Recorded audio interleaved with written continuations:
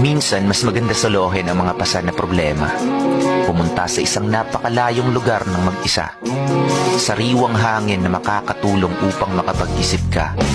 Wala nang mas titibay at hihigit pa sa taong tinayo mo. Pagsampa mo ng 22, sasampalin ka ng buhay na akala mo dati chill lang. Malalaman mo na yung mga salitang hindi pinupulot ang pera, na dati ay naririnig mo lang sa mga magulang mo. Ingat ka sa pagpili ng kaibigan. Maraming plastic ngayon. Yung tipong sasamahan ka lang kapag meron ka. Yung tipong pupuntahan ka lang kapag may mapapala sa'yo. Ingat ka dahil hindi naman lahat totoo. Piliin mo lang yung kaibigan na handa kang samahan. Lagi-lagi